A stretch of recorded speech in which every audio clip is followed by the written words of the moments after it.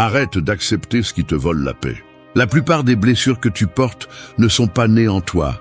Elles ont été infligées par d'autres, des critiques déguisées en conseils, des attentes que tu n'as jamais demandées, des fautes d'autrui que tu as portées par peur de décevoir. Si tu n'apprends pas à dire « je ne reçois pas cela », tu resteras prisonnier de mots et d'attitudes qui ne méritent pas de place dans ta vie. Le stoïcisme le rend clair. Tu ne peux pas contrôler ce que les autres pensent ou font, mais tu peux décider de ce que tu laisses entrer dans ton esprit. Marc Aurèle a écrit que rien d'extérieur ne peut te nuire à moins que tu n'ouvres la porte. C'est le pouvoir que nous oublions d'exercer lorsque nous permettons à l'opinion d'autrui de dicter notre valeur. Nous vivons entourés de voix qui tentent de nous modeler, des proches qui imposent leurs attentes, des connaissances qui critiquent sans construire, des personnes qui confondent soutien et contrôle. Chaque fois que tu cèdes à ces voix, tu donnes un morceau de ta liberté. Il ne s'agit pas de devenir insensible, mais d'apprendre à reconnaître ce que tu ne devrais pas accepter, même si cela vient de quelqu'un de proche. Cette vidéo n'est pas un réconfort, c'est un appel à l'alerte. Il y a 10 choses que tu ne devrais jamais recevoir de personne si tu veux garder ta dignité intacte. Des critiques destructrices à l'exigence de perfection.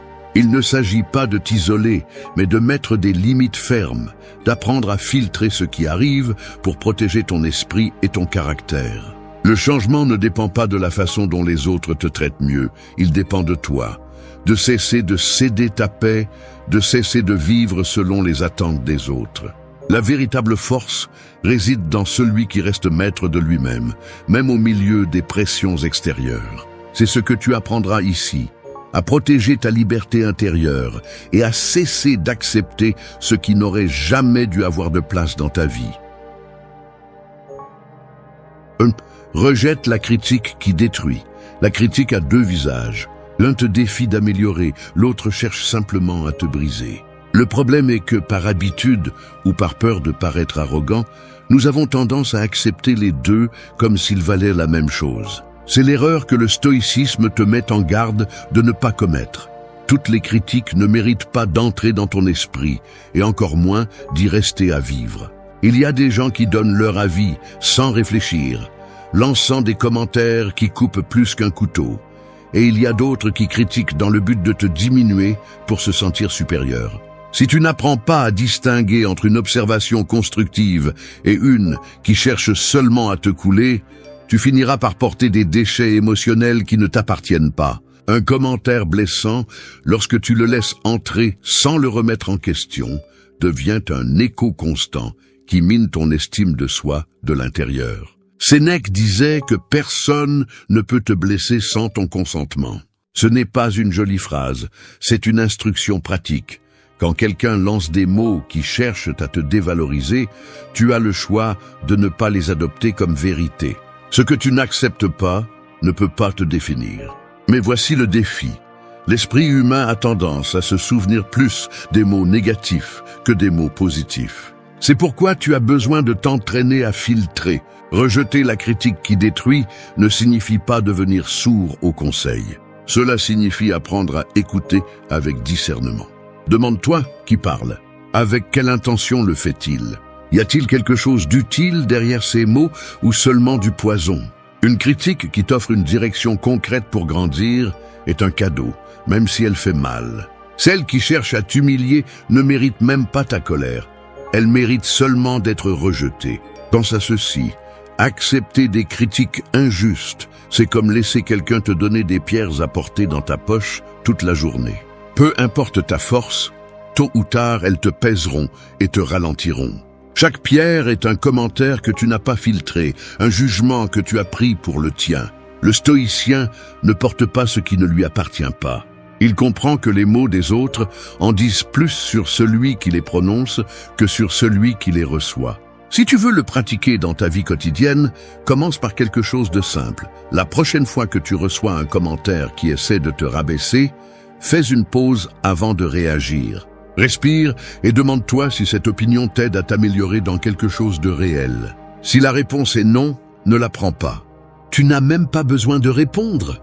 Le silence est une limite puissante. La force n'est pas dans le fait de taire la douleur des critiques, mais dans le refus de leur donner du pouvoir sur ton humeur. Lorsque tu décides de filtrer ce que tu entends, tu retrouves ta dignité. Et c'est l'une des plus grandes libertés que le stoïcisme enseigne, que personne n'a l'autorité de définir ta valeur plus que toi-même. Brise les chaînes des attentes. Rien ne pèse autant que de vivre sous le scénario que d'autres ont écrit pour toi. Les attentes des autres sont comme des fils invisibles qui, si tu ne les coupes pas, finissent par influencer chaque décision que tu prends. La famille qui espère que tu suivras leur chemin, les amis qui croient savoir ce qui est meilleur pour toi, la société qui dicte à quoi doit ressembler le succès. Si tu essayes de satisfaire tout le monde, tu finiras par te perdre toi-même dans le processus. Le stoïcisme enseigne que la véritable liberté commence lorsque tu arrêtes de vivre pour satisfaire les autres. Épictète disait que celui qui cherche à plaire à tout le monde devient esclave de leurs opinions. Et cet esclavage est silencieuse. Elle ne fait pas de bruit, mais elle draine ton énergie et détruit ton authenticité. Chaque fois que tu cèdes aux attentes de quelqu'un, tu donnes un morceau de ta vie en échange d'une approbation qui n'est jamais suffisante. Briser ces chaînes ne signifie pas devenir quelqu'un de rebelle par fierté, mais apprendre à choisir ce qui est vraiment aligné avec tes valeurs. Demande-toi, cet objectif est-il le mien ou est-il le reflet de ce que quelqu'un d'autre veut pour moi? Si ce n'est pas le tien, pourquoi continues-tu à le porter? Les attentes des autres se présentent souvent comme des conseils, mais sont souvent des projections de frustration ou de peur qui ne te concernent pas. Lorsque tu permets aux attentes externes de gouverner tes pas, tu finis par vivre dans un état constant d'insatisfaction. Même si tu accomplis ce que les autres attendaient, tu auras le sentiment que ce n'est pas suffisant, parce que cela ne vient pas de ton propre désir. La vie devient une poursuite sans fin, une course dans laquelle tu ne franchis jamais la ligne d'arrivée. Le stoïcien, en revanche, décide de sa route et reste ferme, même si les voix autour de lui remettent en question son choix. Pour le pratiquer, commence par fixer une limite claire. Arrête de justifier chaque décision que tu prends. Tu n'as pas besoin d'explications détaillées pour ceux qui attendent que tu sois différent. Tes raisons sont valables même si les autres ne les comprennent pas. Il est également utile de réduire l'habitude de chercher l'approbation avant d'agir. Chaque fois que tu repousses une étape par peur de décevoir, tu t'éloignes un peu plus de ton propre chemin. Imagine que les attentes des autres sont des sacs à dos que quelqu'un d'autre a accrochés à ton dos sans demander la permission. Tu peux marcher avec eux pendant un certain temps, mais ils ne sont pas à toi, et tôt ou tard, le poids te fera plier les épaules. Te libérer, c'est reconnaître les charges que tu n'as pas choisies et les lâcher avec détermination. Briser les chaînes des attentes n'est pas un acte de rébellion vide. C'est un acte de maturité. Cela signifie récupérer le droit de définir qui tu es et où tu vas. Quand tu apprends à dire « je ne fais pas ça pour toi, je le fais pour moi », tu découvres une paix qu'aucune approbation externe ne peut acheter. C'est la victoire silencieuse du stoïcien, vivre sans chaînes invisibles. 3. Arrête de te comparer aux autres. La comparaison est un poison lent.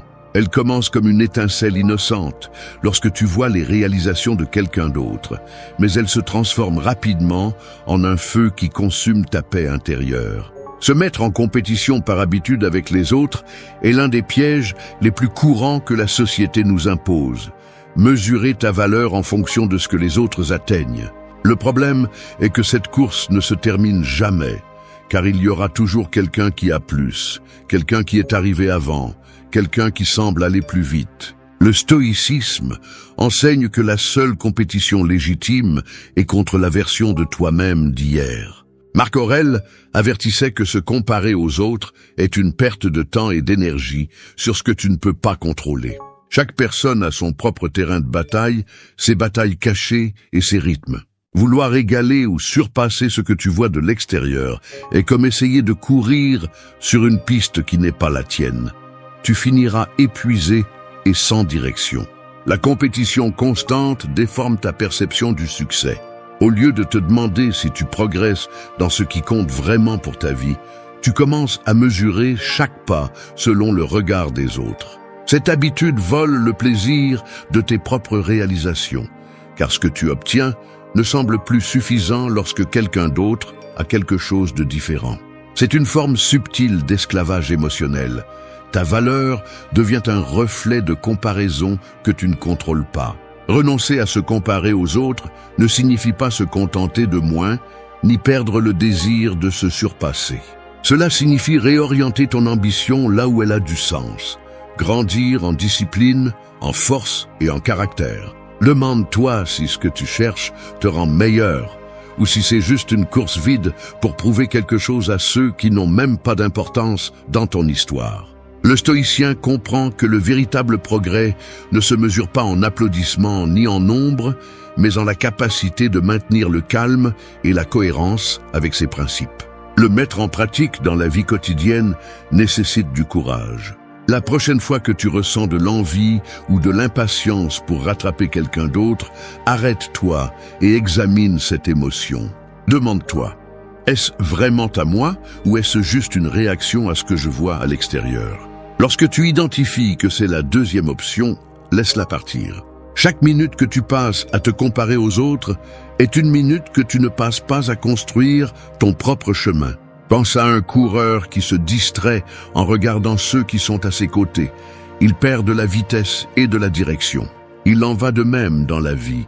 L'attention que tu dépenses à observer le pas des autres est de l'énergie que tu voles à ta propre progression. Le stoïcien ne ignore pas le succès des autres, mais il ne le transforme pas en sa boussole. Arrêter de se comparer aux autres est une déclaration d'indépendance. C'est décider que ta valeur ne dépend pas de surpasser quelqu'un, mais de vivre en cohérence avec ce que tu valorises. Je n'ai qu'alors que chaque réalisation, aussi petite soit-elle, aura un sens réel et durable. 4. Ne dépendez pas du soutien conditionnel. Peu de choses sont aussi épuisantes que de vivre en attendant le soutien de personnes qui ne vous soutiennent que lorsque vous agissez selon leurs attentes. Ce type de soutien n'est pas authentique. C'est une monnaie d'échange. Ils vous offrent des paroles d'encouragement tant que vous suivez le chemin qu'ils ont approuvé. Mais ils vous retirent la main dès que vous décidez d'avancer vers ce qu'ils ne comprennent pas ou ne veulent pas que vous alliez. Si vous basez votre détermination sur ce type de soutien, vous devenez prisonnier des volontés d'autrui. Le stoïcisme enseigne que la vraie force naît de l'intérieur. Sénèque affirmait que l'homme qui dépend des autres pour rester ferme est perdu dès que ces autres s'éloignent. Le problème avec le soutien conditionnel est qu'il n'est jamais stable. Il change avec les intérêts, les humeurs et les limitations de ceux qui le donnent. C'est comme construire une maison sur du sable. Il suffit d'un changement de climat pour que tout s'effondre. Lorsque vous dépendez du soutien des autres pour avancer, vous donnez à quelqu'un d'autre le pouvoir de freiner ou d'accélérer votre vie. C'est une cession silencieuse de votre autonomie. Beaucoup de rêves se sont arrêtés à mi-chemin, non pas par manque de talent, mais par peur de perdre l'approbation de ceux dont ils attendaient le soutien. Le stoïcien comprend que le soutien est précieux, mais pas indispensable. Il est reconnaissant quand il l'a, mais ne s'arrête pas quand il manque. Apprendre à ne pas dépendre du soutien conditionnel implique de reconnaître que tout le monde ne comprendra pas votre vision. Et c'est bien. Vous n'avez pas besoin de convaincre tout le monde que votre chemin vaut la peine pour pouvoir continuer à avancer. Celui qui vous apprécie vraiment ne mettra pas de conditions à son soutien. Et celui qui le fait révèle que son intérêt n'est pas votre bien-être, mais de maintenir son influence sur vous.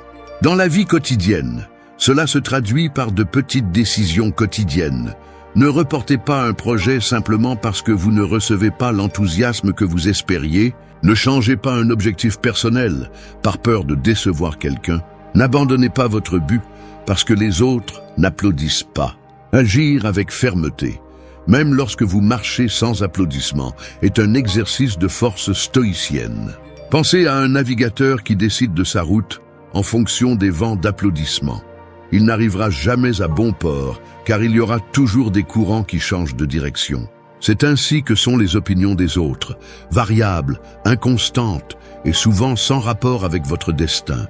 Ne pas dépendre du soutien conditionnel ne signifie pas se fermer au conseil ou à l'affection sincère. Cela signifie apprendre à avancer même lorsque l'environnement ne vous pousse pas. La plus grande sécurité vient de la confiance en votre propre jugement et en la cohérence avec vos principes. Lorsque vous cessez de vivre à la merci du soutien des autres, vous découvrez que la vraie force a toujours été en vous, attendant que vous cessiez de demander la permission de l'utiliser. 5. Dis non sans culpabilité. Dire non semble simple, mais pour beaucoup, c'est presque un acte de trahison. On nous a appris à plaire, à éviter les conflits, à céder pour ne pas paraître égoïste. Sans nous en rendre compte, nous passons des années à accepter des engagements que nous ne voulons pas, à tolérer des comportements qui nous épuisent et à dire oui, alors qu'à l'intérieur nous crions assez. Le prix de cette habitude est élevé. Tu perds du temps, de l'énergie et surtout du respect pour toi-même. Le stoïcisme considère que dire non, quand c'est nécessaire, n'est pas de la froideur, mais un acte de justice envers soi-même. Épictète enseignait que nous ne devons pas sacrifier notre tranquillité pour nous conformer aux désirs des autres. Chaque fois que tu dis oui à quelque chose qui va à l'encontre de tes principes, tu dis non à ta propre paix. C'est un échange injuste qui ne fait qu'alimenter le ressentiment silencieux. La culpabilité que nous ressentons en refusant ne vient pas de la décision, mais de la croyance que nous sommes obligés de plaire. Beaucoup de personnes utilisent cette culpabilité comme un outil de manipulation. Ils insinuent que tu les déçois, que tu es ingrat ou égoïste.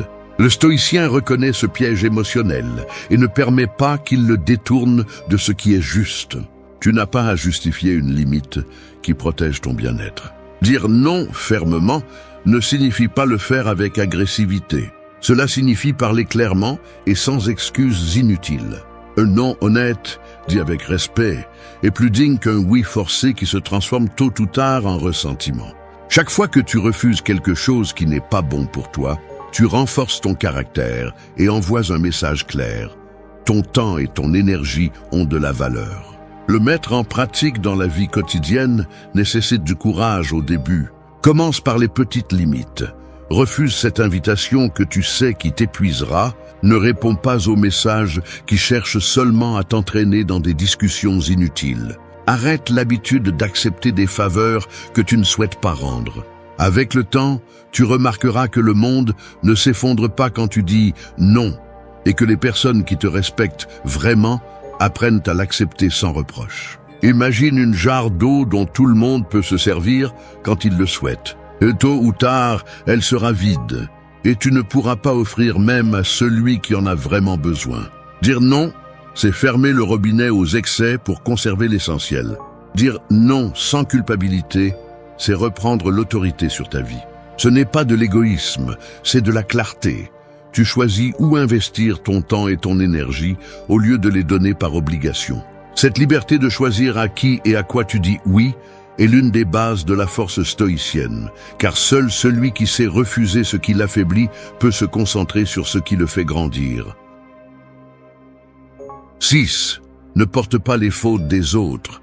L'une des charges les plus lourdes que tu peux porter n'est pas la tienne, mais celle que les autres placent sur tes épaules. Souvent, nous acceptons des fautes qui ne nous appartiennent pas. Des parents qui rendent leurs enfants responsables de leurs frustrations, des partenaires qui blâment l'autre pour leurs insécurités, des amis qui transforment leurs erreurs en ton obligation de les réparer. Si tu n'apprends pas à reconnaître et à rejeter ce fardeau, tu passeras ta vie à essayer de résoudre des problèmes qui ne sont pas nés de toi, perdant la force de t'occuper de ce qui est réellement sous ton contrôle. Le stoïcisme enseigne que chaque personne est maître de ses actes et de leurs conséquences. Marc Aurèle rappelait que personne ne peut porter ta vertu ni toi celle des autres. Chacun doit affronter le poids de ses propres décisions. Cependant, nous avons tendance à tomber dans le piège de confondre empathie et responsabilité. Être empathique ne signifie pas devenir le dépôt des fautes des autres. Accepter les fautes des autres, c'est permettre à d'autres de définir ton identité à partir de leurs échecs. Peu à peu, tu t'habitues à t'excuser pour des choses qui n'ont jamais été entre tes mains et à vivre avec la peur de décevoir ceux qui attendent que tu résolves ce qu'ils ont eux-mêmes causé. Cela amine l'estime de soi et déforme ton sens de la justice interne. Tu commences à croire que peu importe ce que tu fais, tu devras toujours quelque chose. Rejeter ces fautes ne te rend pas insensible ni égoïste. Cela te rend juste. Tu ne peux pas guérir les blessures émotionnelles des autres en assumant des responsabilités qui ne te reviennent pas. Le stoïcien agit avec compassion quand il peut aider, mais jamais au détriment de sa propre intégrité pour éviter le travail que les autres doivent faire eux-mêmes. Dans la vie quotidienne, ce principe s'applique chaque fois que tu détectes que quelqu'un essaie de te transférer le poids de ses décisions. L'ami qui arrive toujours en retard et te blâme de ne pas l'avoir attendu, le collègue qui échoue dans son travail et te pointe du doigt pour ne pas l'avoir prévenu, le membre de la famille qui te rend responsable de son malheur. La pratique consiste à établir une limite interne. Ceci ne m'appartient pas, je ne vais pas le porter. Un exercice utile est de te demander avant d'accepter cette faute, avais-je un véritable contrôle sur la situation? Si la réponse est non, alors ne prends pas le poids émotionnel. Tu peux offrir du soutien, des conseils ou de la compréhension, mais pas ta paix ni ton sens de la valeur. Pense à un voyageur qui, par courtoisie, accepte de porter les bagages des autres sans vérifier ce qu'ils contiennent. Il se retrouve bientôt à porter des pierres pendant que les autres marchent légers. C'est ainsi que fonctionne la faute des autres. Elle occupe de l'espace, épuise et retarde ta propre progression. Te libérer des fautes qui ne te reviennent pas, c'est récupérer de l'espace pour ce que tu peux réellement changer, tes actes, tes réactions et ta croissance. C'est une marque de respect pour toi-même et aussi une leçon silencieuse pour les autres. Chacun doit porter son propre bagage. 7. Affronte la peur de face. La peur est comme une ombre. Plus tu recules pour l'éviter, plus elle semble grande. Beaucoup de gens vivent limités, non pas par leur capacité, mais par les peurs qu'ils ont laissées grandir en silence. Le problème n'est pas de ressentir de la peur, car c'est une émotion naturelle. Le problème est de lui céder le gouvernail de ta vie. Chaque fois que tu fuis ce que tu crains, tu renforces la chaîne qui te lie.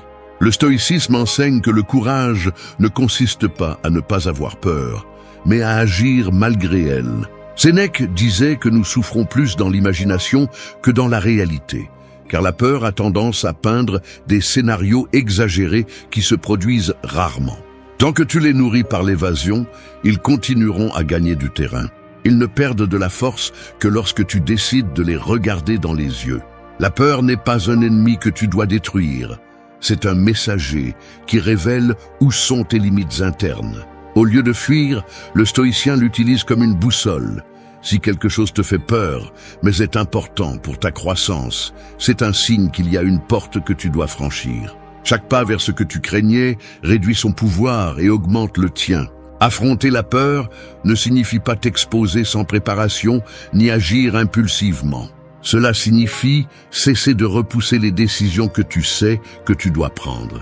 Cela peut être la conversation inconfortable que tu as évitée pendant longtemps, la démission que tu crains de faire, le changement qui retarde ton bonheur. La peur perd de son pouvoir lorsque tu la nommes et la traverse avec des pas petits mais fermes.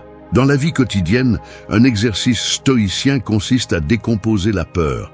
Demande-toi ce qui est le pire qui pourrait vraiment t'arriver si tu agis. La plupart du temps, tu découvriras que les conséquences ne sont pas aussi terribles que ton esprit les a dessinées. Une autre pratique utile est d'accepter que tu ne peux pas contrôler le résultat, seulement ton action. Cette acceptation réduit l'anxiété qui nourrit la peur. Imagine que la peur est un mur peint sur un mur. De loin, il semble solide, mais quand tu t'approches, tu découvres que c'est juste une illusion.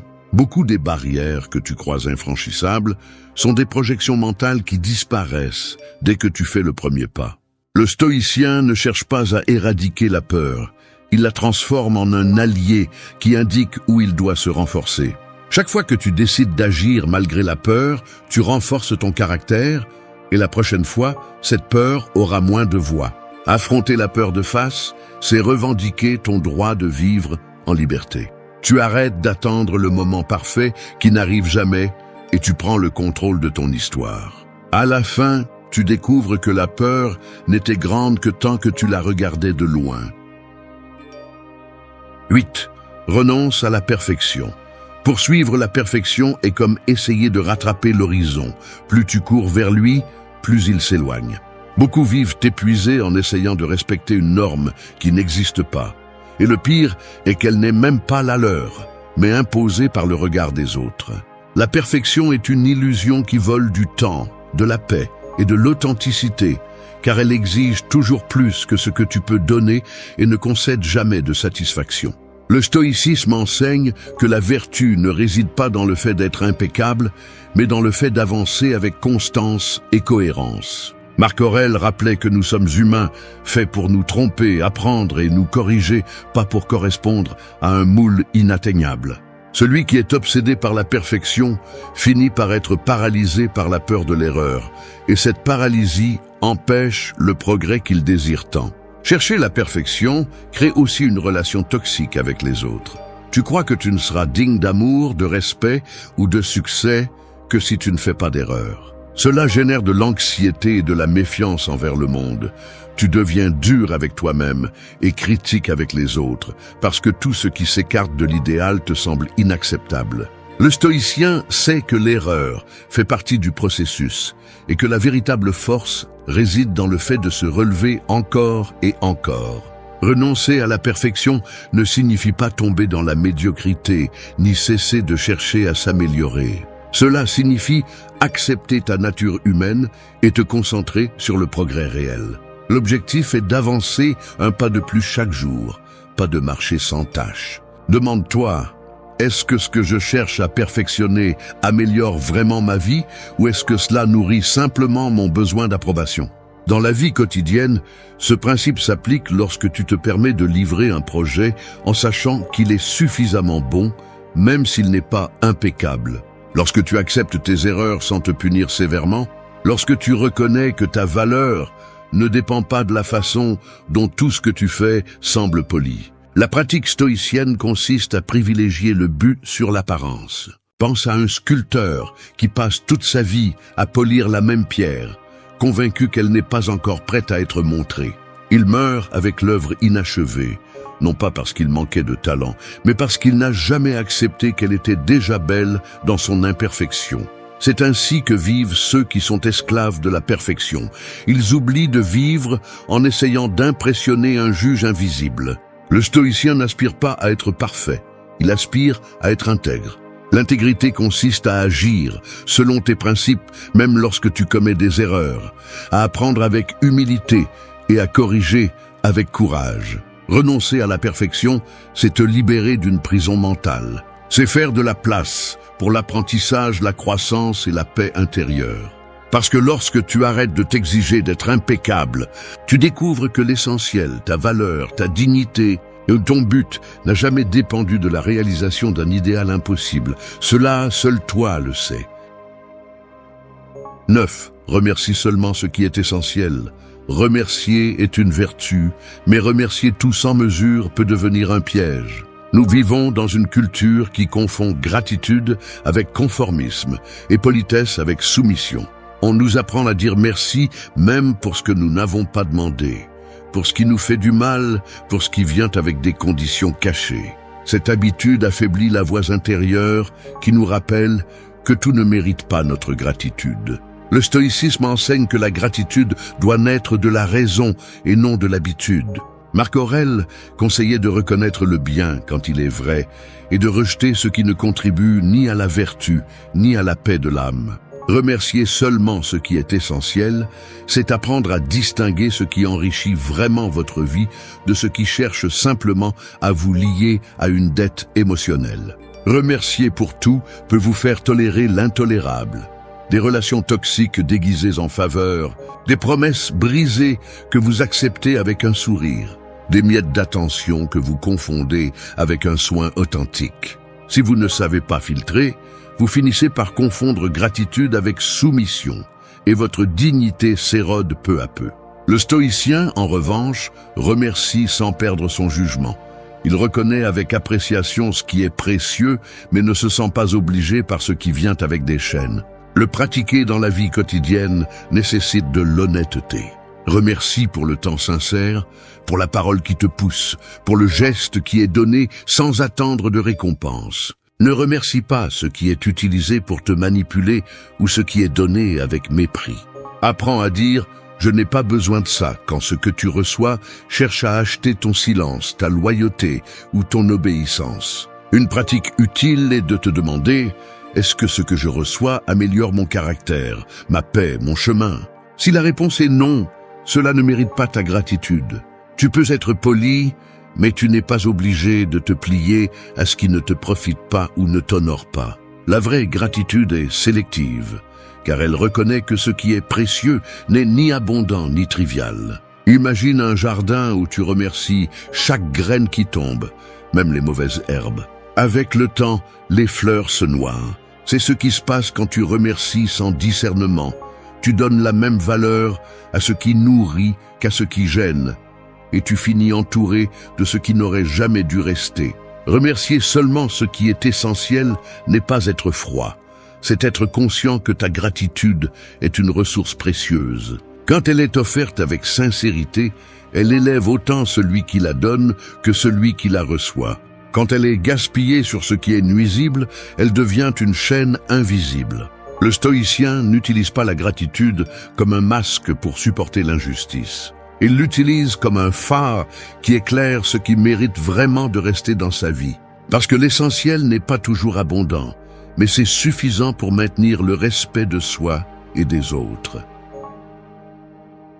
Dis, fais de la patience ta force. Dans un monde qui idolâtre l'immédiateté, la patience semble être un luxe obsolète. Nous voulons des résultats aujourd'hui, des réponses maintenant, des changements instantanés. Cette hâte constante nous rend impatients envers les autres, le temps et nous-mêmes.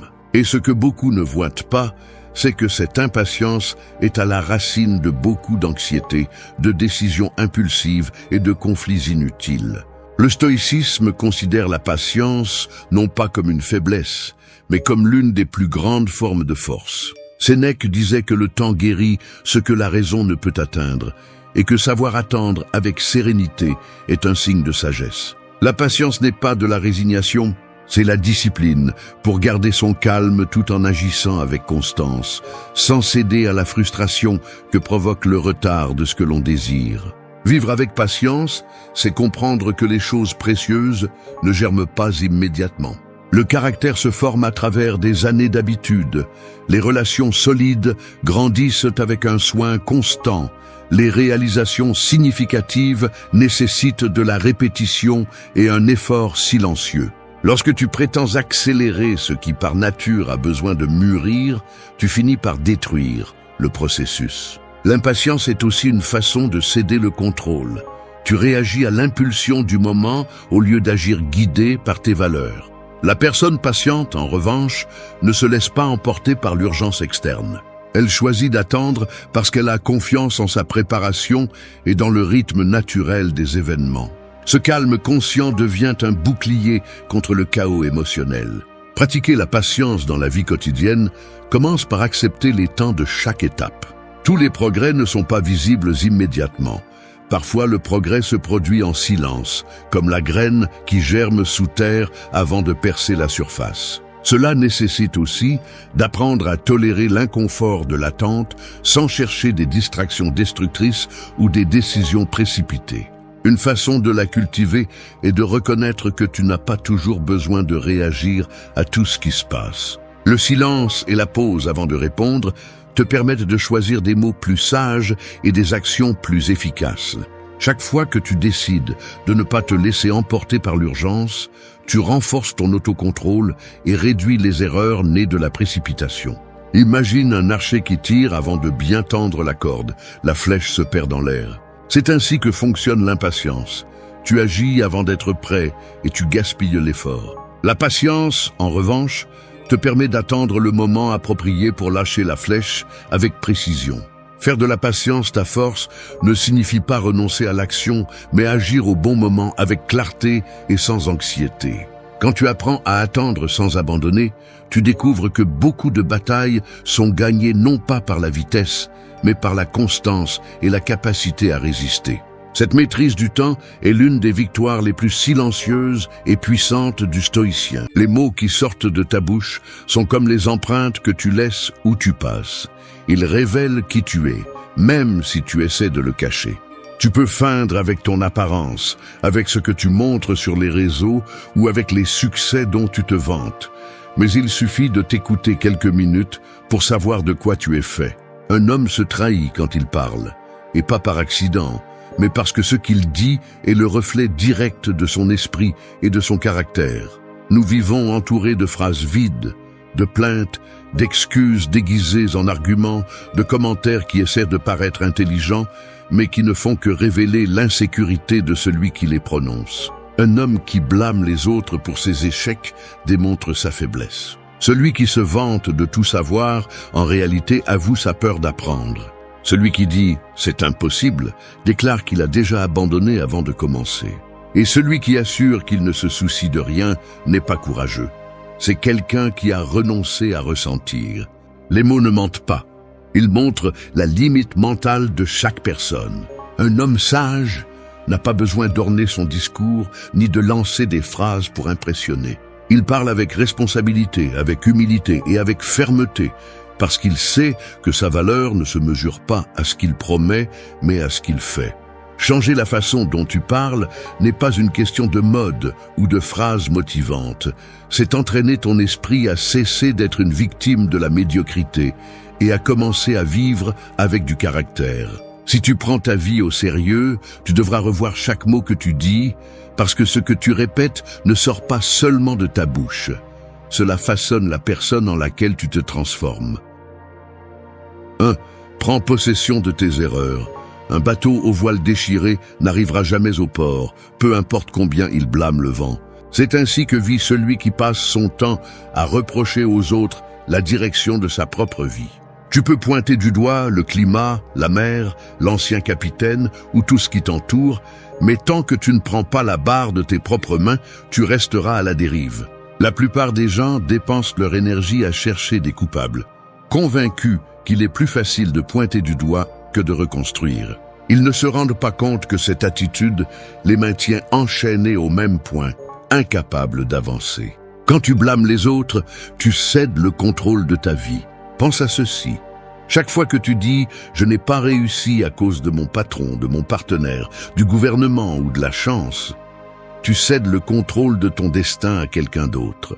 Je n'ai pas seulement une faiblesse, c'est une renonciation silencieuse à ton propre pouvoir. Un homme fort, en revanche, ne perd pas de temps à chercher des excuses. Il reconnaît où il a échoué et se demande ce qu'il peut faire pour s'améliorer. C'est la première grande différence entre quelqu'un qui parle en victime et quelqu'un qui parle en maître de lui-même. Le langage reflète la mentalité.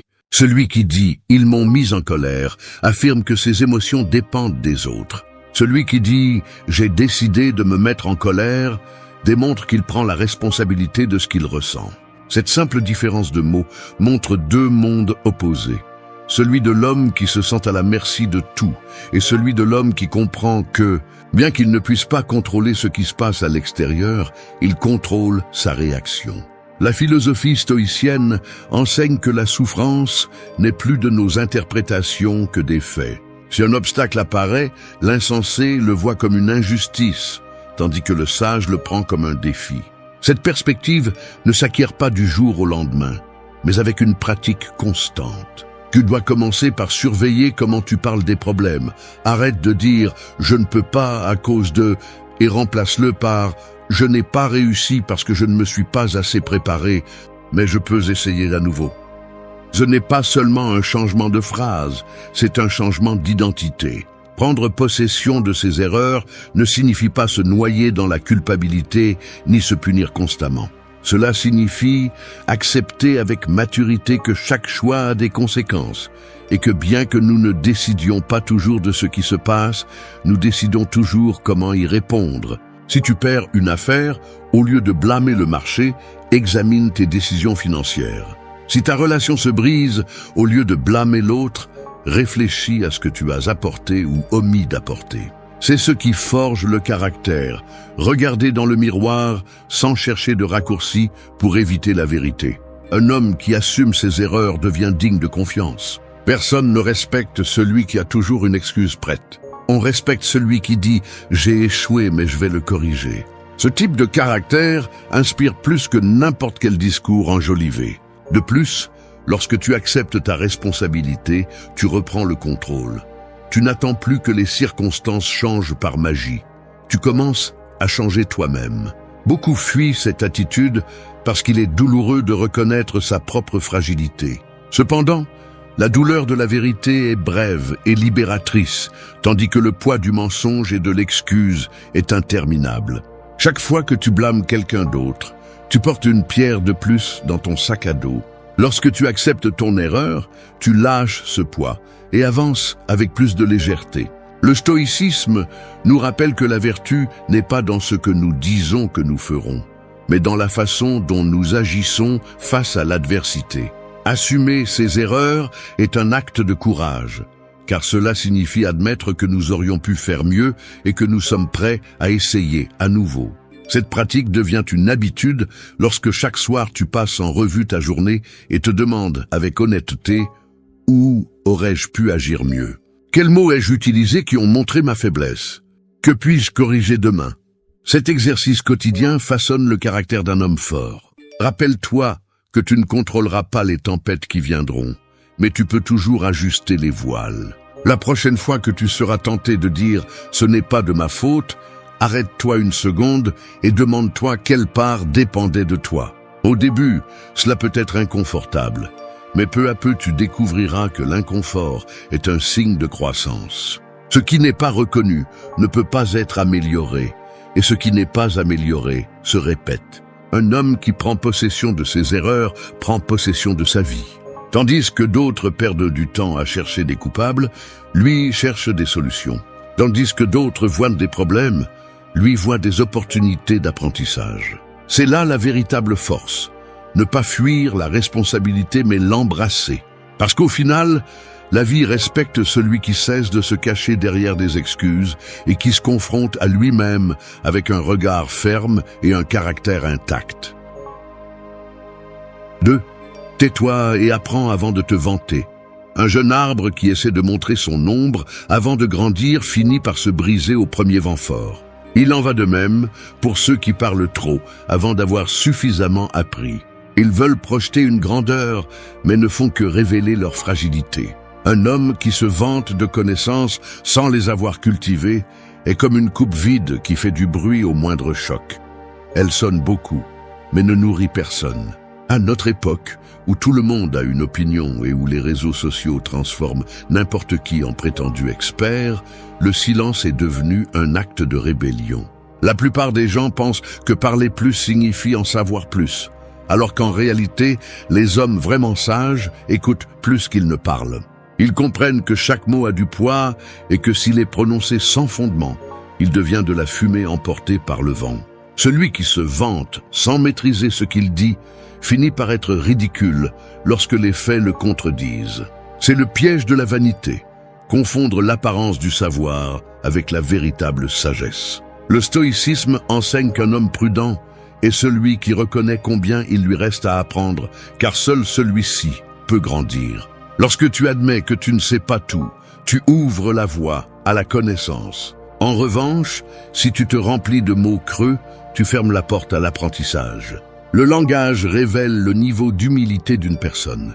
Celui qui dit constamment « je le sais déjà » bloque l'opportunité de découvrir quelque chose de nouveau. Celui qui se tait pour écouter démontre une force intérieure, car il n'a pas besoin de prouver sa valeur par des discours. Ce principe semble simple, mais il est l'un des plus difficiles à appliquer, car l'ego veut toujours être vu et admiré. Cependant, un homme qui parle moins et observe plus a un avantage. Il apprend des erreurs des autres, comprend les dynamiques autour de lui et évite de se retrouver pris dans des conflits inutiles. Il y a une énorme différence entre celui qui se tait par peur et celui qui se tait par sagesse. Le premier garde le silence parce qu'il a peur d'être jugé. Le second choisit de se taire parce qu'il sait que tout ne mérite pas une réponse. Le silence de l'homme sage est stratégique, non soumis. Il écoute, analyse, absorbe et n'intervient que lorsqu'il a quelque chose de précieux à apporter. C'est ainsi qu'il construit sa crédibilité, non pas avec des promesses ou des phrases grandiloquentes, mais avec des actes et des mots mesurés. Se vanter de connaissances prématurées est comme semer des graines dans un sol sec. Elles ne germent pas et se perdent. C'est pourquoi, avant d'essayer d'impressionner les autres, concentre-toi sur le nourrissage de ton esprit.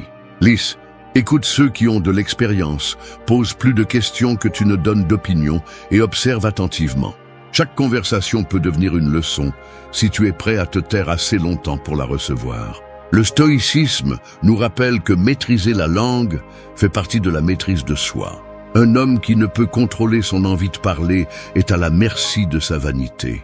En revanche, celui qui choisit ses mots avec soin démontre qu'il sait aussi maîtriser ses émotions. Pratiquer le silence conscient renforce l'esprit, car il t'oblige à réfléchir avant de réagir et te donne de l'espace pour comprendre avant de juger. Se taire et apprendre ne signifie pas réprimer ta voix pour toujours. Cela signifie attendre le moment approprié pour parler, et lorsque tu le fais, que tes mots portent le poids de l'expérience et de la réflexion. Cela te rend plus respecté, car les gens perçoivent la différence entre celui qui parle pour impressionner et celui qui parle pour édifier. Une façon pratique d'appliquer ce principe est d'adopter l'habitude d'écouter avec une véritable attention. La plupart des gens écoutent seulement en attendant leur tour pour répondre, pas pour comprendre. L'écoute active te permet de découvrir des nuances que d'autres ignorent et en outre démontre le respect envers celui qui partage sa perspective. Une autre pratique stoïcienne utile est de te demander avant de parler: est-ce que ce que je vais dire apporte quelque chose ou est-ce juste pour gonfler mon ego? Si cela n'apporte rien, garde le silence. L'humilité est la base de tout apprentissage. Les hommes qui atteignent la grandeur sont souvent les plus conscients de leurs limites, et cette conscience les maintient toujours ouverts à l'apprentissage. Le silence volontaire devient un maître constant, car il te permet d'absorber la connaissance de l'environnement, d'apprendre des erreurs des autres et de comprendre avant d'agir. Parler moins et apprendre plus aide aussi à construire des relations plus fortes. Les gens font confiance à celui qui écoute sans interrompre, à celui qui ne se précipite pas pour donner son avis sur tout. Le respect naît du sentiment que ta voix compte, et un homme qui sait écouter transmet cela aux autres. L'ego voudra toujours se vanter de ses réalisations, mais la véritable sécurité n'a pas besoin d'applaudissements. Un homme qui a confiance en lui ne gaspille pas d'énergie à prouver sa valeur à chaque instant, car il comprend que le temps montrera les fruits de son effort. Se taire n'est pas une faiblesse, c'est une discipline. C'est un acte de contrôle interne qui montre que tu maîtrises l'impulsion d'impressionner et que tu privilégies la croissance sur l'applaudissement momentané. Dans un monde où beaucoup sont désespérés d'être entendus, tu te démarqueras si tu sais garder le silence. Tes mots seront plus précieux parce qu'ils ne seront pas contaminés par le besoin ou l'ego. Et quand tu décideras de parler, ta voix aura la force de celui qui n'a pas besoin de se parer, parce qu'il a déjà fait le travail d'apprendre et de comprendre avant de s'exprimer. C'est le signe d'un homme stoïcien, quelqu'un qui sait que le véritable pouvoir de la parole vient de la connaissance et de l'humilité d'apprendre avant de se vanter. 3. Efface impossible de ton vocabulaire. Un mur semble invincible jusqu'à ce que quelqu'un trouve la porte cachée en lui. Le mot impossible est ce mur que beaucoup construisent dans leur propre esprit. Un mur fait de peur, de doute et de défaite anticipée. Ce n'est pas un obstacle réel.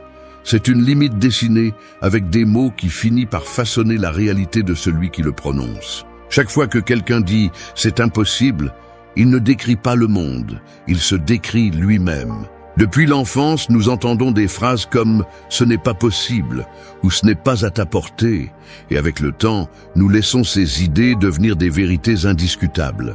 Le pire, c'est que nous les répétons comme un écho, sans les remettre en question, jusqu'à ce qu'elles finissent par définir ce que nous croyons être capables d'accomplir. Un homme qui utilise « impossible » comme excuse est quelqu'un qui a déjà décidé de renoncer avant même d'essayer. Et cette renonciation devient une habitude. Elle s'insinue dans chaque nouveau défi et dans chaque opportunité qui aurait pu transformer sa vie.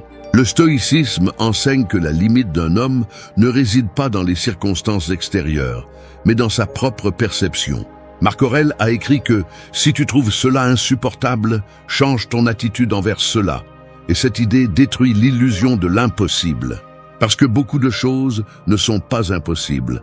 Elles nécessitent simplement plus d'efforts, plus de patience ou une stratégie différente. Le mot « impossible » est en réalité une confession que nous ne sommes pas prêts à payer le prix nécessaire pour l'obtenir. Le langage que nous utilisons pour définir nos objectifs est crucial. Si tu dis « je ne peux pas », ton esprit cherche des preuves pour soutenir cette phrase et finit par se convaincre qu'elle est vraie. En revanche, si tu dis « je ne l'ai pas encore atteint », tu laisses la porte ouverte à la possibilité. C'est un petit changement dans la façon de parler, mais un énorme changement dans la façon de penser. L'homme qui remplace impossible par pas encore devient quelqu'un qui persévère, qui cherche des alternatives et qui ne se brise pas face au premier obstacle. L'homme faible se cache derrière ce mot, parce qu'il lui offre une sortie confortable pour ne pas faire d'efforts. Il dit « c'est impossible » et se libère ainsi de la responsabilité d'essayer. Un homme fort, en revanche, reconnaît les difficultés, mais ne les idolâtre pas. Il ne nie pas la réalité. Il accepte que le chemin peut être long et difficile, mais il garde la porte ouverte à la possibilité de le surmonter. C'est ce qui le distingue. Il ne se soumet pas aux limites imposées par les autres ou par ses propres peurs. Effacer « impossible » de son vocabulaire ne signifie pas croire en des fantasmes. Cela signifie cesser d'utiliser ce mot comme excuse pour ne pas agir. Personne ne peut voler en agitant les bras. C'est un fait physique. Mais apprendre une compétence, changer de métier, surmonter une peur ou reconstruire sa vie après un échec n'est pas impossible, c'est juste difficile. Le stoïcien comprend que la difficulté ne doit pas l'intimider, elle doit le motiver, car c'est précisément dans la difficulté que se forge le caractère. La pratique quotidienne de ce conseil commence par surveiller ton dialogue interne. Fais attention chaque fois que tu es sur le point de dire « je ne peux pas » ou « c'est impossible ». Demande-toi si cette affirmation est un fait prouvé ou simplement une réaction émotionnelle. Souvent, tu découvriras que ce n'est rien de plus que de la peur déguisée en logique. Change alors la phrase en une question. Qu'est-ce que je dois apprendre pour le rendre possible ? Ce petit geste transforme la plainte en action et te place dans le rôle de protagoniste plutôt que de victime. Un homme qui élimine ce mot de sa vie commence à découvrir des chemins qu'il ne voyait pas auparavant. L'esprit cherche des solutions lorsqu'il cesse d'accepter la défaite comme destin. Cette attitude stoïcienne non seulement renforce la volonté, mais inspire aussi les autres. Quelqu'un qui relève les défis sans se rendre devient un exemple de ce que signifie avoir du caractère. Il n'a pas besoin de le crier ou de s'en vanter, ses actions parlent pour lui. Un autre aspect important est de t'entourer de personnes qui ont également effacé ce mot de leur vocabulaire. La compagnie de gens conformistes et négatifs finit par contaminer la même vision limitée. En revanche, être proche de ceux qui voient des possibilités même dans l'adversité te rappelle que l'impossible est presque toujours juste une opinion, pas un fait. L'homme qui persévère comprend qu'il y aura des échecs en cours de route, mais il ne les utilise pas comme justification pour abandonner. Chaque chute devient une leçon sur comment se relever plus fort. Cette mentalité est celle qui détruit le mythe de l'impossible. Ce n'est pas une question de motivation passagère, c'est de la discipline et de la constance, l'habitude d'essayer encore et encore jusqu'à trouver la bonne façon. Le stoïcisme souligne que le véritable contrôle réside dans nos actions et nos décisions, pas dans les résultats immédiats. Cela libère de la frustration de ne pas voir de changement rapide, car tu sais que tant que tu continues à agir, tu accomplis ton devoir. Cette vision est celle qui te permet de continuer à avancer même lorsque le progrès est lent. Chaque mot que tu prononces devient un ordre silencieux pour ton esprit. Si tu lui dis « c'est impossible », elle cesse de chercher des chemins. Si tu lui dis « j'essaierai jusqu'à trouver comment », elle active sa créativité et sa résilience. C'est pourquoi prendre soin du langage n'est pas seulement un conseil philosophique, c'est un outil pratique pour façonner ton caractère et ton destin. Effacer impossible de ton vocabulaire, c'est effacer la permission que tu te donnais pour abandonner. Cela signifie que bien que tu acceptes les difficultés et les limites réelles, tu ne te laisses pas intimider par les limites imaginaires. Cela signifie que chaque objectif qui en vaut la peine aura un coût et que tu es prêt à le payer avec du travail, de la patience et de la discipline. Dans un monde où beaucoup abandonnent avant même d'essayer, tu te distingueras non pas par ce que tu dis que tu feras, mais par ce que tu continues à essayer de faire jusqu'à y parvenir. 4. Concentre ton énergie sur ce que tu contrôles. Un archer qui tire des flèches contre le vent non seulement manque sa cible, mais épuise aussi sa force en poursuivant ce qu'il ne pourra jamais maîtriser.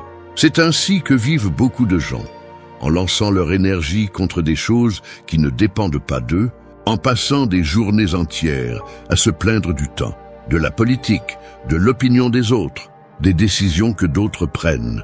Puis ils se demandent pourquoi ils se sentent constamment fatigués et vides, sans se rendre compte que leur épuisement vient du fait qu'ils investissent leur énergie dans des batailles qu'ils ne pourront jamais gagner. L'homme qui apprend à distinguer entre ce qu'il contrôle et ce qu'il ne contrôle pas commence à récupérer son pouvoir. Les stoïciens appelaient cela la dichotomie du contrôle. Tout dans la vie se divise en deux catégories, ce qui dépend de toi et ce qui ne dépend pas de toi. Ton caractère, tes décisions, tes efforts, ta discipline, cela dépend de toi. Le temps, l'opinion des autres, les circonstances extérieures, le passé, cela n'est pas entre tes mains. Et bien que cela semble évident, la plupart des gens vivent comme si c'était l'inverse, obsédés par le changement de ce qu'ils ne peuvent pas et négligeant ce qui est sous leur volonté. Chaque fois que tu te concentres sur ce que tu ne contrôles pas, tu te rends plus faible. La frustration grandit parce que tu te confrontes à un mur immobile. C'est comme pousser l'océan avec tes mains, peu importe combien tu essaies, il ne bougera pas. Un homme qui comprend cette vérité économise son énergie pour ce qu'il peut transformer, son propre caractère et ses actions quotidiennes. C'est là que se construit la véritable force. Le langage révèle si tu comprends cette leçon ou non.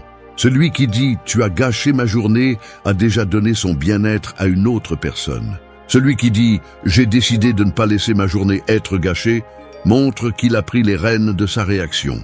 C'est un petit changement dans les mots, mais un énorme changement dans la mentalité.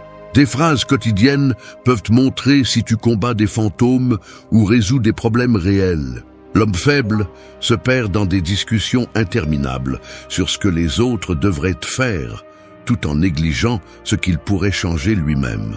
Il réclame la justice, mais n'améliore pas sa propre conduite. Il se plaint des vices des autres, mais ne corrige pas les siens. Ainsi, il gaspille son énergie dans un bruit stérile qui ne transforme rien. L'homme fort, en revanche, se tait et agit sur ce qui est en son pouvoir.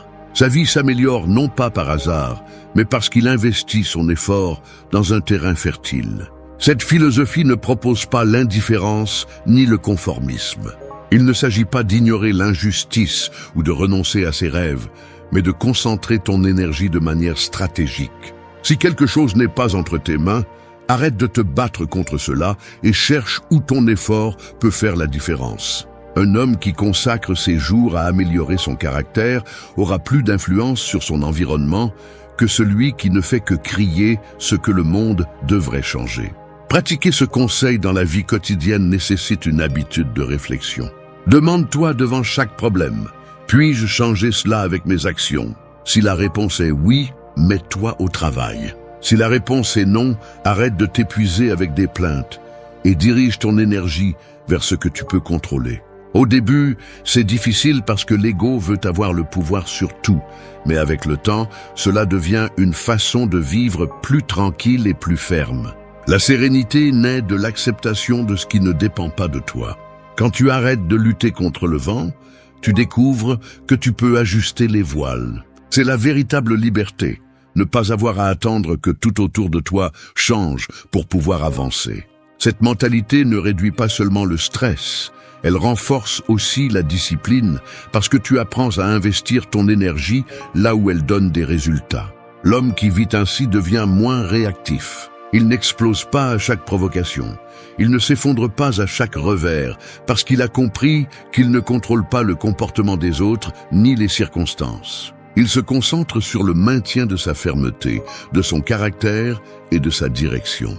Cette stabilité attire le respect et aussi la paix intérieure.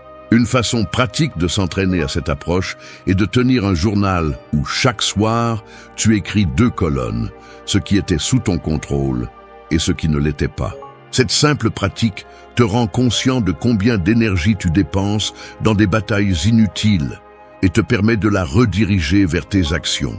Avec le temps, tu découvriras que la plupart de tes soucis se dissipent, non pas parce que les problèmes disparaissent, mais parce que tu as cessé de les alimenter avec ton attention.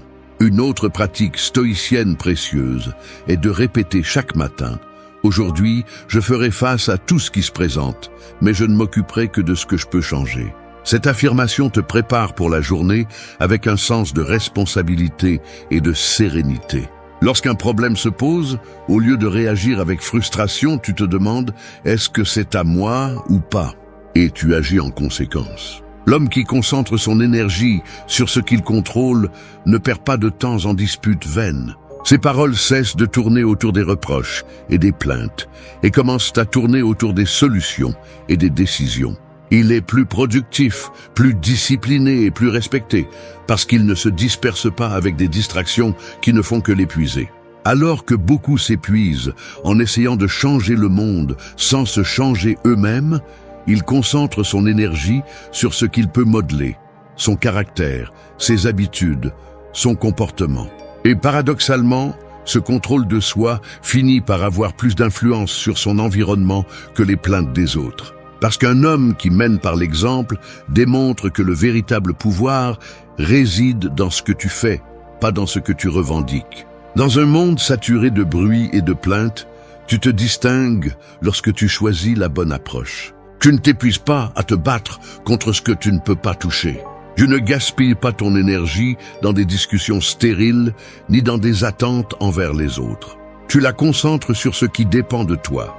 Et cette discipline silencieuse finit par construire des résultats tangibles. C'est là le véritable maîtrise, non pas dans le contrôle du vent, mais dans la direction ferme du gouvernail de ton propre bateau. 5. Pense à ce que tu donnes, pas à ce que tu reçois. Une rivière ne demande pas à qui elle va étancher la soif et ne demande pas de récompense pour suivre son cours. Elle coule parce que c'est sa nature et dans ce flux, elle maintient en vie tout ce qu'elle touche. Ainsi devrait être le caractère d'un homme intègre, donner le meilleur de soi sans transformer chaque geste en calcul de gain. Cependant, la plupart des gens vivent en regardant fixement la balance de ce qu'ils donnent et de ce qu'ils reçoivent, pesant chaque mot, chaque faveur, chaque effort, comme si la valeur d'agir avec droiture dépendait toujours d'un paiement immédiat. Quand tu vis en attendant quelque chose en retour de tout ce que tu fais, ta générosité cesse d'être une vertu et devient une transaction. Tu commences à mesurer l'affection, l'aide, le dévouement selon ce qui revient dans tes mains, et chaque fois que tu ne reçois pas ce que tu espérais, la frustration et le ressentiment surgissent. Cette habitude érode le caractère parce qu'elle transforme la bonté en affaire et la collaboration en outil de manipulation. Le stoïcisme enseigne que la vertu est une fin en soi, pas un moyen de gagner des faveurs ou des applaudissements. Un homme qui agit uniquement pour une récompense externe est esclave des circonstances, car sa motivation dépend des autres. En revanche, celui qui agit par conviction intérieure maintient son intégrité intacte, même s'il n'obtient pas de reconnaissance. C'est là la véritable force, ne pas laisser la valeur de tes actions dépendre de la gratitude d'autrui. Le langage quotidien révèle si tu es tombé dans ce piège. Celui qui dit « Et moi, qu'est-ce que j'y gagne ?» avant de faire quelque chose, montre que sa boussole morale pointe vers la commodité, pas vers la droiture. Celui qui dit « Je ferai ce qui est juste parce que c'est juste » montre que son caractère est soutenu par des principes et non par des avantages. Changer cette façon de penser et de parler transforme non seulement ton attitude, mais aussi la qualité de tes relations, car les gens font confiance à celui qui agit avec authenticité. Un homme qui est obsédé par ce qu'il recevra finit par être déçu même des personnes les plus proches. Il s'attend à ce que tout le monde réponde exactement comme il le souhaite et oublie que personne n'est obligé de répondre à ses attentes. Cette attache à la réciprocité immédiate génère des conflits inutiles et nourrit l'ego. Vivre ainsi, c'est porter une chaîne invisible qui limite ta liberté émotionnelle, car ta paix dépend du comportement des autres.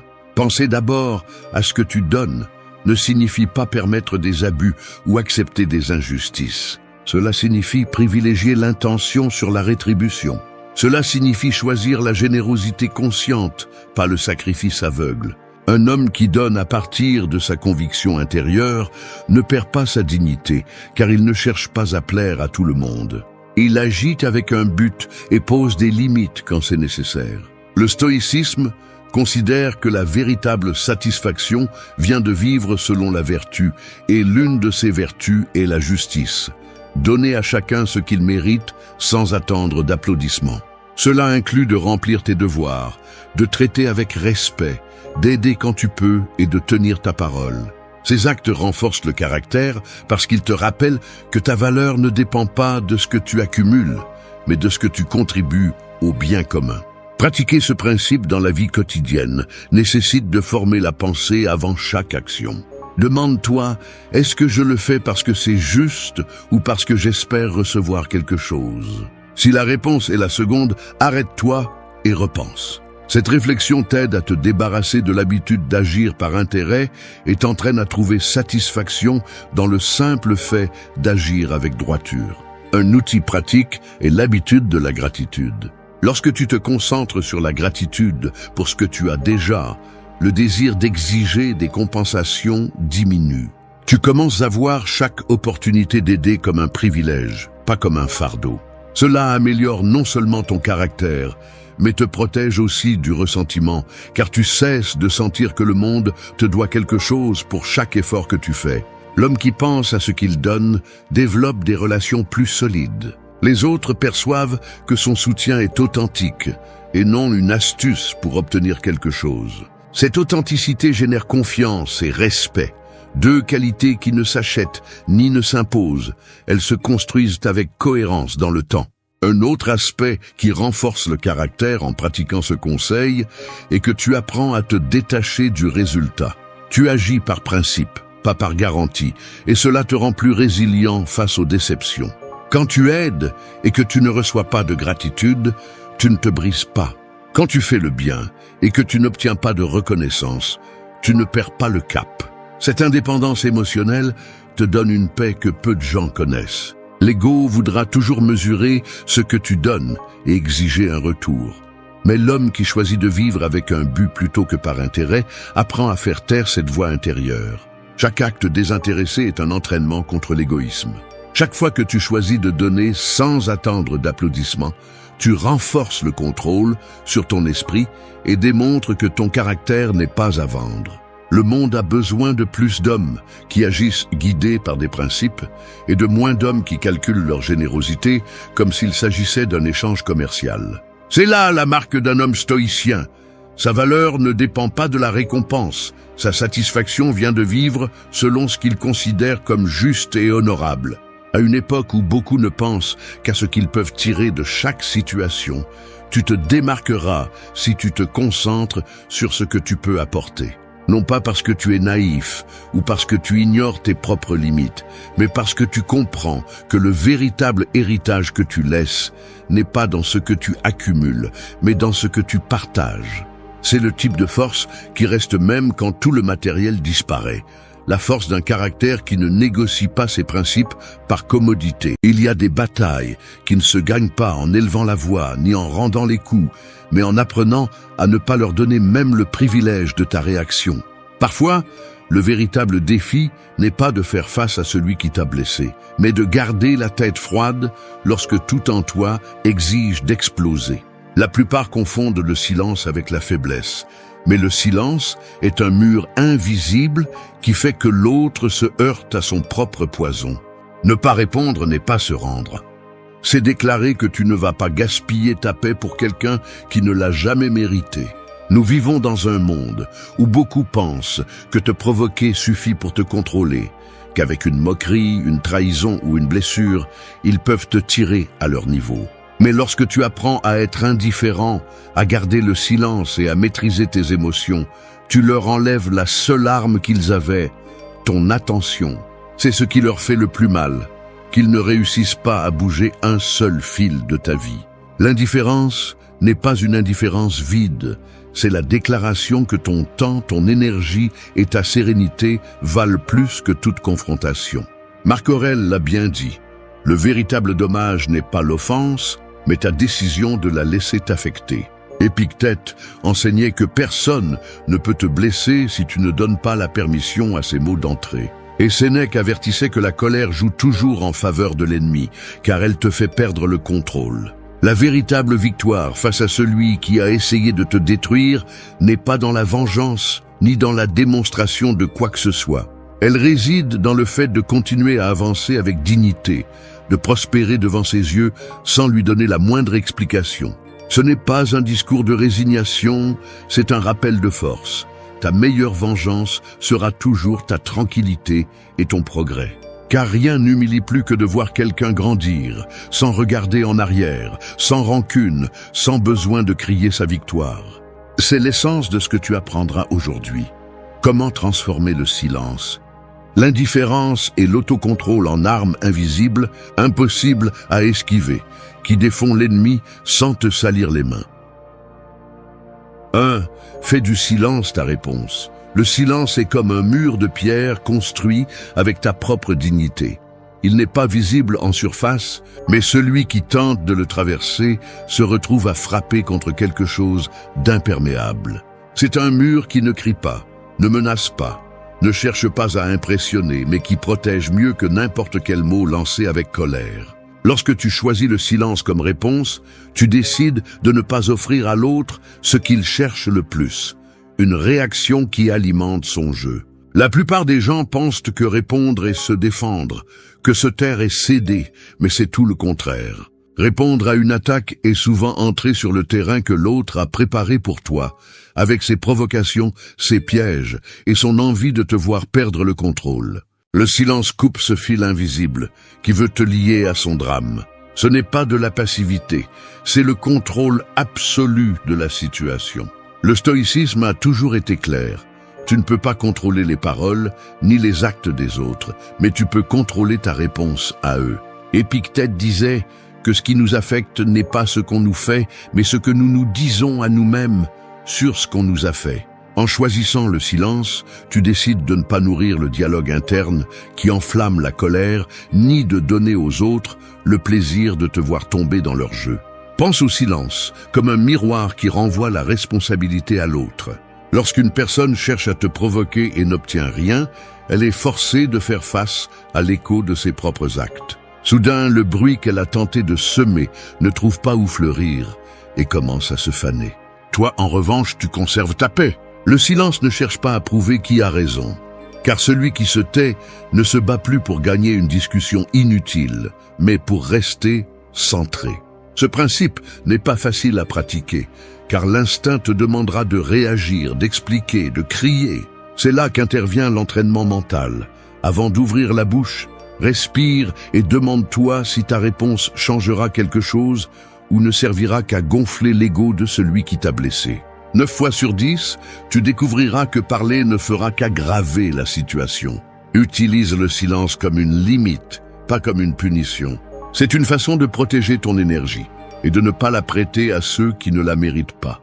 Au lieu de t'engager dans des débats interminables ou de te justifier auprès de personnes qui ont déjà décidé de ne pas t'écouter, garde tes mots pour construire quelque chose de précieux. Un projet, une habitude, un progrès. Chaque réponse que tu ne donnes pas est du temps que tu récupères pour toi. Le silence communique aussi, mais il communique la maturité. Il dit « Je ne vais pas me rabaisser à ton niveau. Ma paix vaut plus que cette bagarre. Tes mots n'ont pas de pouvoir ici.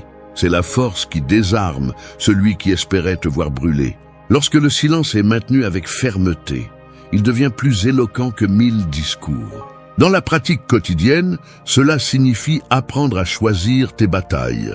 Tous les commentaires ne méritent pas de réponse. Toutes les accusations ne méritent pas de défense. Commence par le simple. Garde le silence face aux commérages, aux critiques déguisées en conseils, aux provocations faites pour te blesser. Pratique de rester calme, même lorsque ton orgueil te crie de répondre. Avec le temps, tu découvriras que le silence, plus qu'une tactique, est un art qui renforce ton caractère. Le jour où tu apprendras à te taire sans te sentir faible, tu auras fait un pas énorme vers ta liberté émotionnelle. Tout le monde ne mérite pas ta voix, et chaque fois que tu choisis de ne pas répondre, tu leur rappelles qu'ils n'ont pas de droit sur toi. Le silence, bien utilisé, est la preuve que tout ce qu'on te lance n'a pas assez de poids pour te briser. Il est, en essence, un rappel que ta paix est toujours à toi et n'est pas à vendre. 2. Garde ton calme comme un bouclier. Le calme est comme un lac profond au milieu d'une tempête. En surface, le vent agite les vagues, frappe les rives et arrache les branches des arbres. Mais sous la surface, l'eau reste sereine, intacte, étrangère au chaos. Cette sérénité inébranlable est le véritable bouclier qui protège celui qui décide de ne pas réagir au premier coup de provocation. Garder son calme ne signifie pas être froid ou indifférent à tout ce qui se passe, c'est avoir le contrôle de soi-même, même lorsque le monde essaie de vous entraîner dans le désordre. Dans la vie, les personnes qui cherchent à vous nuire cherchent rarement à vous blesser physiquement. Ce qu'elles cherchent, c'est à vous voler votre paix. Elles gagnent lorsque vous perdez le contrôle, car elles savent qu'un esprit agité commet des erreurs, parle trop et prend des décisions qu'il regrettera plus tard. C'est pourquoi le calme est votre défense la plus solide. En le conservant, vous gardez le contrôle de vos actions, de vos paroles et de vos décisions. Marc Aurèle écrivait que l'homme fort est celui qui ne se laisse pas ébranler par les vents du destin. Et ces vents sont les paroles, les gestes et les attitudes de ceux qui veulent vous voir tomber. Chaque fois que vous choisissez de ne pas vous laisser perturber par une attaque, vous affirmez qu'ils n'ont pas la clé de votre humeur. Garder son calme n'est pas quelque chose qui se produit par instinct. Il faut le cultiver.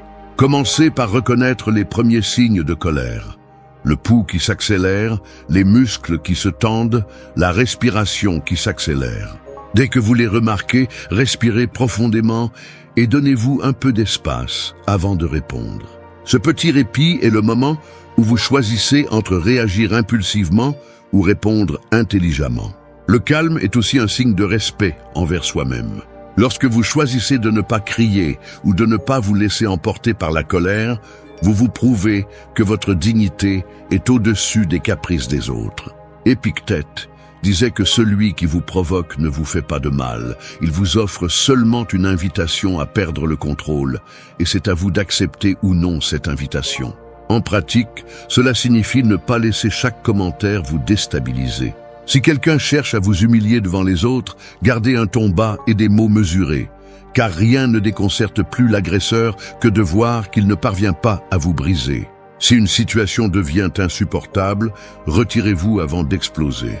Le calme n'est pas de rester immobile et de tout supporter, c'est de se mouvoir avec clarté pour ne pas tomber dans le piège de la colère. L'autocontrôle est un muscle qui se renforce avec la discipline. Vous pouvez le former tous les jours en affrontant de petits désagréments sans réagir immédiatement. Supportez l'impatience dans le trafic. Gardez le silence face à un commentaire inutile. Respirez lorsque vous ressentez l'envie de répondre avec sarcasme. Chacune de ces petites victoires construit la force dont vous aurez besoin dans des moments plus difficiles. Le calme est un bouclier parce qu'il désarme l'adversaire. Une personne calme projette de la fermeté. Et celui qui essaie de la provoquer finit par être frustré de ne pas trouver de faille à exploiter. Peu importe combien il crie fort ou combien l'offense est injuste, votre sérénité sera une réponse qui leur montre qu'ils n'ont pas de pouvoir sur vous. Le véritable triomphe arrive lorsque vous découvrez que vous n'avez pas besoin de prouver votre force par des cris ou des gestes impulsifs. Le calme parle pour vous. Il dit que vous avez le contrôle de vous-même, que votre paix n'est pas à vendre et que vous ne la céderez à personne. Lorsque vous parvenez à rester dans cette quiétude intérieure, même au milieu des tempêtes, vous devenez quelqu'un d'impossible à manipuler et de très difficile à vaincre. 3. Retire-toi pour protéger ta paix. La paix intérieure est comme un jardin silencieux qui ne fleurit que lorsqu'on le protège du bruit et des déchets que d'autres essaient de lui jeter. Il ne suffit pas de planter des fleurs, il faut fermer la porte lorsque quelqu'un arrive avec des épines. Se retirer à temps est ce geste de fermer le portail, non par peur ou par lâcheté, mais pour éviter que le chaos extérieur ne ruine ce que tu as tant peiné à cultiver à l'intérieur. Beaucoup de gens confondent l'acte de se retirer avec celui de se rendre, comme si s'éloigner était synonyme de fuir. Mais en réalité, te retirer, c'est choisir de ne pas sacrifier ta santé mentale pour une bataille qui n'en vaut pas la peine. C'est avoir le courage de reconnaître que ta tranquillité est un trésor qui ne se négocie pas, et que rester dans un endroit où tout te retire du calme ne fait que te rendre otage de la situation. Les stoïciens ont toujours insisté sur le pouvoir de contrôler ce qui dépend de nous et de lâcher ce qui ne l'est pas. Marc Aurèle disait que l'homme qui se laisse entraîner par le désordre extérieur perd le contrôle de sa propre âme. Te retirer, c'est te rappeler que personne d'autre que toi n'a le droit de décider où tu places ton énergie et à qui tu donnes accès à ton monde intérieur. En pratique, se retirer ne signifie pas toujours couper tous les liens ou disparaître complètement. Parfois, c'est aussi simple que de ne pas participer à des conversations que tu sais qu'elles finiront en dispute, de cesser d'assister à des endroits où tu ne reçois que des critiques ou de te distancer émotionnellement des personnes qui se nourrissent de ta réaction. C'est apprendre à fixer une limite sans l'annoncer ni l'expliquer. Te retirer est aussi un acte d'intelligence émotionnelle, car il te permet de conserver des forces pour ce qui compte vraiment. Rester à combattre sur chaque champ de bataille ne fait que t'épuiser et te rendre amer. Le retrait stratégique n'est pas un pas en arrière, c'est avancer vers un terrain plus sûr où tu peux grandir sans interférence. Épictète enseignait que la véritable liberté consiste à ne pas dépendre de ce que font ou ne font pas les autres. Lorsque tu décides de te retirer des situations qui sabotent ta paix, tu exerces cette liberté. Personne ne t'entraîne dans la tempête si tu n'acceptes pas de monter à bord du navire qui coule. L'un des pièges les plus courants est de croire que te retirer signifie donner raison à l'autre. Rien n'est plus éloigné de la vérité. Te retirer, c'est choisir de ne pas perdre de temps à prouver qui a raison à quelqu'un qui a déjà décidé de ne pas écouter. C'est reconnaître que ton énergie est mieux investie à construire ta vie qu'à essayer de réparer quelque chose qui ne veut pas être réparé. Pour appliquer ce principe, observe ton environnement avec honnêteté. Demande-toi quel lieu, quelle personne ou quelle dynamique te laisse t'épuiser émotionnellement. Si tu te sens plus fatigué après une rencontre qu'avant d'y entrer, c'est un signe. Commence à limiter ta présence et à réduire le contact sans te sentir coupable. Il ne s'agit pas de couper les liens par fierté, mais de protéger l'espace où ton esprit respire et ton cœur reste ferme. Se retirer pour protéger la paix n'est pas de la lâcheté, c'est de la sagesse. C'est le rappel que tu n'es pas obligé de rester là où il n'y a plus de respect ni d'équilibre.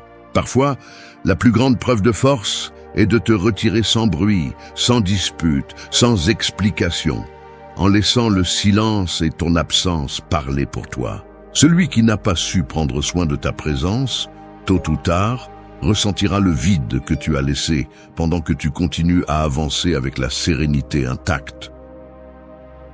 4. Investis ton énergie en toi.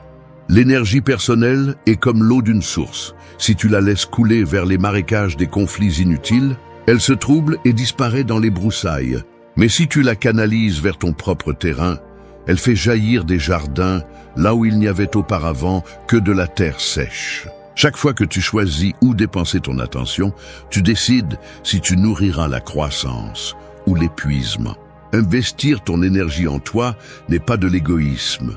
C'est la façon la plus sensée de t'assurer que ce que tu construis avec effort ne s'effondre pas en soutenant des batailles étrangères. L'une des erreurs les plus courantes lorsque quelqu'un essaie de te nuire est de tomber dans son jeu, de passer des heures à penser à ce qu'il a fait, à ce que tu devrais lui répondre ou à comment tu pourrais te venger. Cette consommation constante d'énergie non seulement t'épuise, mais te prive du temps pour les choses qui peuvent vraiment transformer ta vie. La meilleure réponse à celui qui voulait te voir tomber est de progresser pendant qu'il reste stagnant. Sénèque disait que la vie est courte et que nous ne devons pas la gaspiller en discussions inutiles. Chaque minute que tu gaspilles dans un affrontement est une brique que tu ne mets pas dans les fondations de ton propre avenir. Investir en toi signifie diriger cette force vers des activités qui renforcent ton esprit, ton caractère et ton bien-être physique. Cela peut être quelque chose d'aussi basique que de faire de l'exercice, d'apprendre une nouvelle compétence ou de consacrer du temps à la lecture qui enrichit ta vision du monde. L'autocontrôle nécessite de la discipline, et la discipline grandit là où tu places ton attention quotidienne. Au lieu de perdre des heures à vérifier les réseaux sociaux pour voir ce que disent les autres, ou à penser à la dernière offense que tu as reçue, utilise cette énergie pour établir de petits objectifs qui stimulent ton développement. Chaque pas que tu fais vers ton progrès est un rappel que l'autre personne n'a aucun pouvoir sur toi. Épictète enseignait que personne ne peut te prendre ta volonté ni ta capacité de choisir.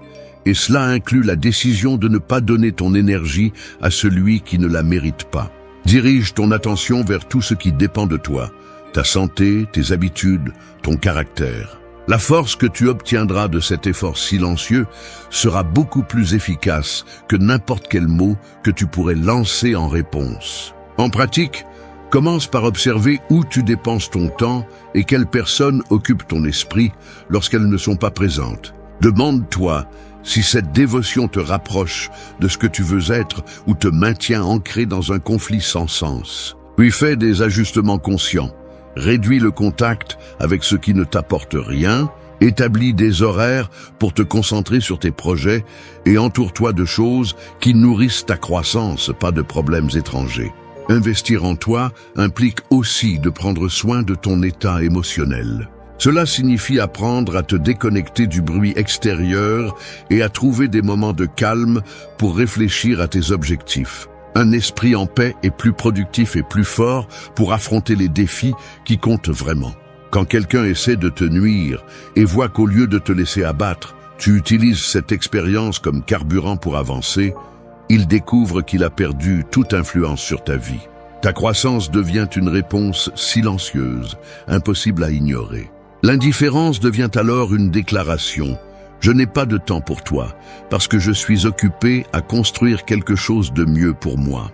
En fin de compte, investir ton énergie en toi n'est pas seulement une stratégie de défense, c'est une façon de transformer l'adversité en élan. Alors que d'autres restent coincés dans leur propre colère, tu continues d'avancer avec des pas fermes. Ce progrès silencieux est le triomphe le plus éclatant, celui qui prouve qu'aucune attaque n'a pu t'arrêter. 5. Ferme la porte aux provocations. Les provocations sont comme des étincelles lancées sur un terrain sec. Elles ne font pas de mal en elles-mêmes. Mais si tu les laisses tomber et que tu ne les éteins pas à temps, elles finissent par tout incendier sur leur passage. Fermer la porte aux provocations, c'est comme maintenir un pare-feu autour de ton esprit, une limite invisible qui empêche le feu étranger de trouver du combustible en toi. C'est une pratique qui exige une vigilance constante, car le véritable pouvoir d'une provocation ne réside pas dans l'étincelle, mais dans la réaction qu'elle suscite en toi. Ceux qui cherchent à te blesser savent qu'ils ne peuvent pas toujours le faire avec des faits.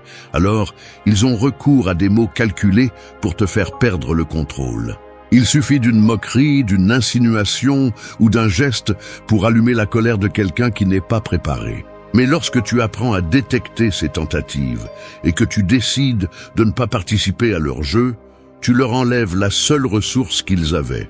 Il n'y a pas de combat possible si tu ne réponds pas au premier coup verbal. Le stoïcisme enseigne que la souffrance ne vient pas des actes des autres, mais de l'interprétation que nous en faisons.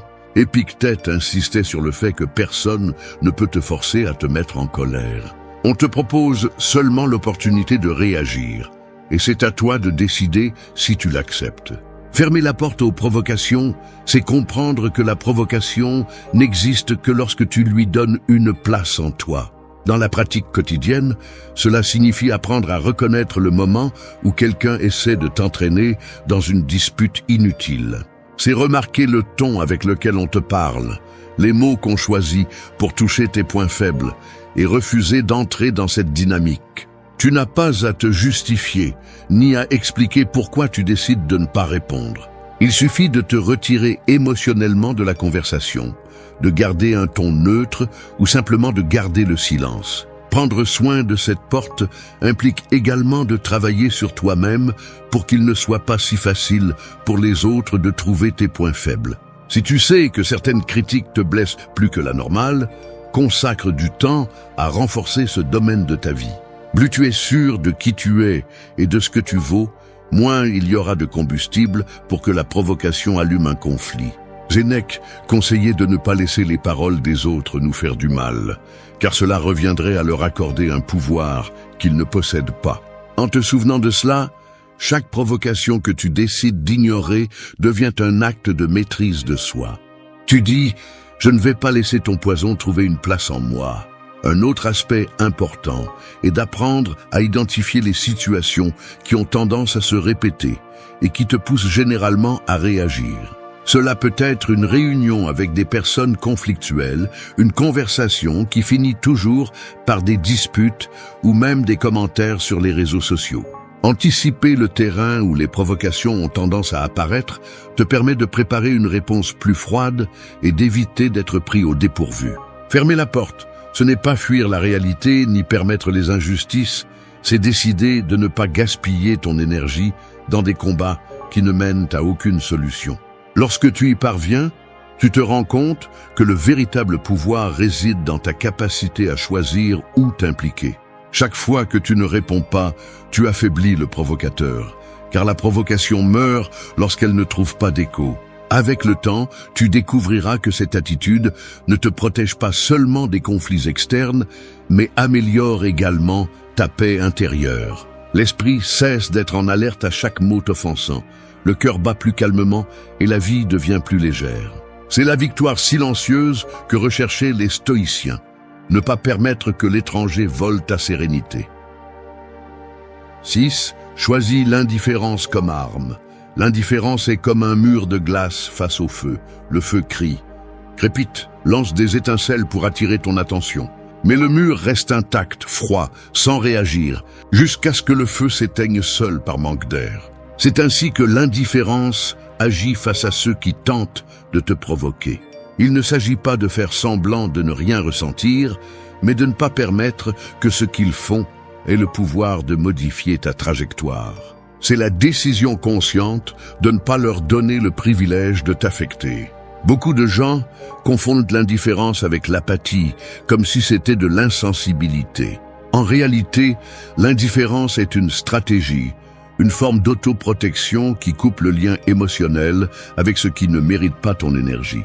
C'est reconnaître que tout ne mérite pas ton attention et que consacrer ton esprit à celui qui cherche à te faire du mal ne lui donne que plus d'espace qu'il ne le mérite. Les stoïciens enseignaient que notre esprit est libre tant que nous décidons de ce qui a du poids et de ce qui n'en a pas. Marc Aurèle conseillait de ne pas dépenser d'énergie dans ce que nous ne pouvons pas contrôler. Et l'attitude des autres est l'une de ces choses. En choisissant l'indifférence, tu montres que ce qu'ils font n'a pas l'autorité pour changer ton humeur ou ta vision de toi-même. Celui qui cherche à te blesser a besoin d'une réponse pour se sentir puissant. Chaque geste de colère, chaque mot lancé en défense est de la nourriture pour son ego. En revanche, lorsque tu réponds avec indifférence, tu dégonfles cette illusion. L'indifférence dit « Tu n'es pas aussi important que tu le pensais ». Rien ne frustre plus un provocateur que de découvrir qu'il ne parvient pas à perturber ta tranquillité. Pratiquer l'indifférence est un exercice de discipline interne. Cela signifie arrêter de suranalyser chaque mot, chaque regard, chaque geste qui t'est adressé. Cela implique de se rappeler encore et encore que leur opinion ne définit pas ta valeur. Cette habitude nécessite de la constance, car l'esprit a tendance à s'accrocher au négatif. C'est pourquoi il est vital de t'entraîner à lâcher ce que tu ne peux pas changer. Dans la vie quotidienne, l'indifférence se manifeste par des actions simples. Ne pas répondre aux messages qui ne cherchent qu'à discuter. Ne pas chercher d'explications là où il n'y en aura pas. Ne pas vérifier les réseaux pour savoir ce qu'on dit de toi. Elle se manifeste également dans ta posture, dans ton ton de voix et dans la sérénité avec laquelle tu poursuis tes plans, même si d'autres tentent de s'interposer. Sénèque avertissait que nous ne devons pas permettre aux autres de vivre dans notre esprit comme s'ils payaient un loyer. Chaque fois que tu choisis l'indifférence, tu expulses ceux qui ne méritent pas d'occuper ton espace mental. Tu dis « Je ne m'intéresse pas à ce que tu essaies, je continue mon chemin ». Une erreur courante est de croire que l'indifférence est de ne pas agir face à une injustice. Non, cela signifie ne pas réagir émotionnellement ni permettre que la provocation te sorte de ton centre. Parfois, la meilleure façon de montrer sa force est de continuer à faire ce que tu fais sans faire de bruit, en démontrant qu'il n'y a rien qu'il puisse faire pour freiner ton avancement. Avec le temps, cette attitude change la façon dont les autres te perçoivent. Les gens cessent de te voir comme quelqu'un de facile à perturber et commencent à reconnaître ta force. Et toi, en te libérant de ce fardeau émotionnel, tu trouves plus d'énergie pour investir dans ce qui compte vraiment. L'indifférence bien utilisée n'est pas de la froideur, ni un désintérêt pour la vie. C'est une déclaration que ta paix n'est pas à vendre, et que personne ne peut acheter ton attention avec des provocations bon marché. C'est le rappel que tout ne mérite pas une réponse, et que parfois, la victoire la plus élégante est simplement de ne pas participer. 7. Maîtrise tes émotions avant qu'elles ne te maîtrisent.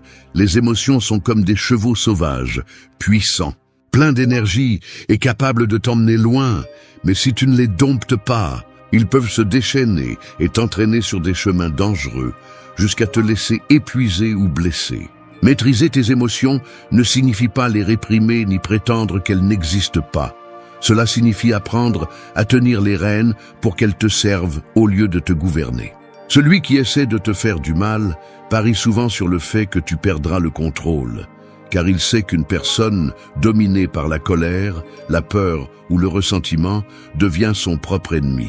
Chaque explosion de colère, chaque mot impulsif et chaque décision prise dans un moment de fureur est un cadeau que tu fais à celui qui cherchait à te voir trébucher. C'est pourquoi le véritable pouvoir ne réside pas dans la force avec laquelle tu frappes, mais dans le calme avec lequel tu choisis de ne pas frapper. Le stoïcisme est clair à ce sujet. Tu ne peux pas empêcher les émotions d'apparaître, mais tu peux décider de ce que tu fais avec elles. Épictète enseignait que les choses ne nous blessent pas. C'est le jugement que nous portons sur elles qui nous blesse. Si tu laisses la colère obscurcir ton esprit, tu perds le contrôle de ton jugement. Et lorsque le jugement tombe, tout ton caractère vacille. Maîtriser les émotions est un entraînement constant. Commence par les reconnaître au moment où elles surgissent. Ressens la chaleur de la colère dans ta poitrine, la tension dans tes épaules, l'impatience dans ton battement de cœur accéléré. Au lieu de réprimer ces signaux, observe-les sans te laisser emporter. Respire, compte jusqu'à 10 si nécessaire, mais ne cède pas au premier impulse. Cette bref espace entre le ressenti et l'action, et tout se forge l'autocontrôle. Pratiquer la maîtrise émotionnelle nécessite également d'apprendre à changer le dialogue interne.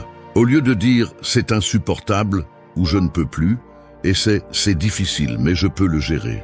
Les mots que tu choisis pour te parler à toi-même peuvent t'énerver davantage ou te ramener au centre. Marc Aurèle avait l'habitude d'écrire qu'un homme fort n'est pas celui qui ne ressent jamais de colère, mais celui qui ne permet pas à cette colère de le rendre esclave.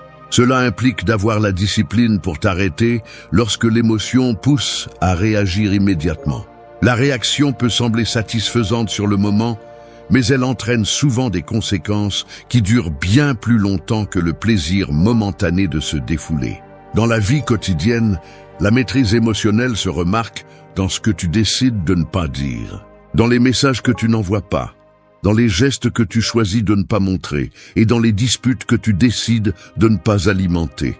On la voit quand tu préfères quitter un lieu plutôt que d'exploser, quand tu choisis d'écouter plutôt que d'interrompre en criant, quand tu comprends que la paix vaut plus que d'avoir le dernier mot.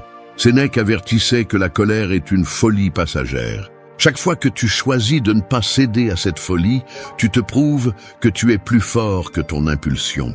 Cette force intérieure te permet de marcher la tête haute, même quand tout autour de toi semble t'inviter à te battre. Maîtriser les émotions est en fin de compte un acte de respect envers toi-même. Il ne s'agit pas de devenir un rocher sans sentiment, mais de comprendre que tes émotions sont des outils, pas des chaînes. Lorsque tu les maîtrises, elles deviennent des alliés qui t'aident à agir avec clarté et fermeté. Celui qui atteint ce contrôle devient imprévisible pour ceux qui tentent de le provoquer, car il n'y a pas de bouton qu'ils peuvent appuyer pour le faire exploser. C'est là la véritable liberté. Savoir que tes réactions ne sont pas à vendre et que personne ne peut les acheter avec des insultes, des moqueries ou des provocations. Lorsque tu maîtrises tes émotions avant qu'elles ne te maîtrisent, tu deviens le maître absolu de toi-même. Oui, ayez confiance que le temps rendra justice. Le temps est comme une rivière silencieuse qui ne s'arrête jamais. Il peut sembler calme en surface, mais son courant emporte tout ce qui n'est pas solidement ancré. Tôt ou tard, il révèle ce que l'eau cachait.